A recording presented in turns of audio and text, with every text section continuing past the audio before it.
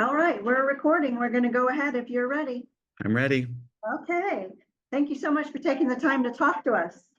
Absolutely. Glad to be here. You have written a lot of books about true crime. Can you tell me what is different about this one, this story of Shasta Groene? There's so much to unpack on that. Shasta is a survivor, and most of the true crime books that I've written over the years are about somebody who was murdered, and we're going to talk about who they were through the eyes of other people who knew them. That's very different than hearing from a living victim of such a horrific crime. And I think that's really what sets this book apart from others. Right. I read a review of the book that said survival stories don't end with the rescue. That is certainly true in this case, isn't it? It is. And the thing about Shasta's story is, I think all of us, if you were in the Pacific Northwest or even in the country when she was found 20 years ago at that Denny's, I think all of us were so happy, overjoyed, really, that this little girl had survived. And then we kind of move on. We see some of her troubles, over the years, but still, we don't know what really happens after something like that. I mean, there's no chronicle of that. There's nobody that's really told the long-term impact of severe trauma. And, she talks about, I didn't want to be that girl, the one that everybody knew things about, the one that people would whisper about. I wanted to be just a regular kid, and I couldn't be. That is so sad, so touching.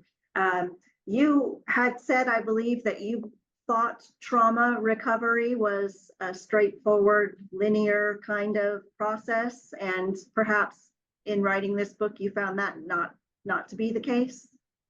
I do think that in my mind, I thought, because I watched what Dr. Phil or Oprah or all these things, I grew up with all that stuff, thinking that, talk therapy and those things would help people move forward.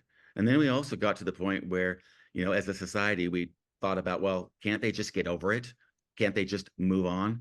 And what I realized from talking to Shasta and many other survivors now is that it is a lifelong endeavor to get through something so horrific like this. It is a part of who you are. You didn't choose it. And there's no magic pill. And that's, I kind of thought, I thought she was going to be okay, or I hope she would be.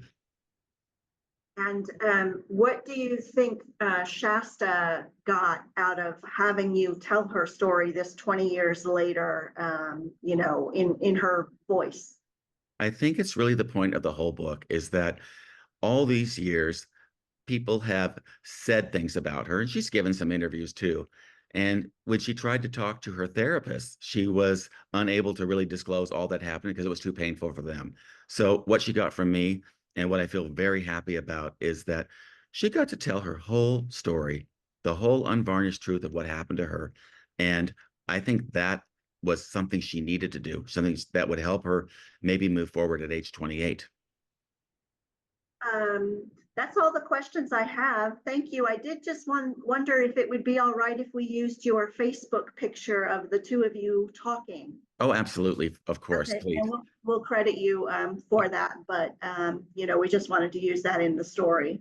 That would be great. I thank you so much for reaching out, because I think it's an important story. I think everybody in this area, if you were living here at that time, you remember that moment.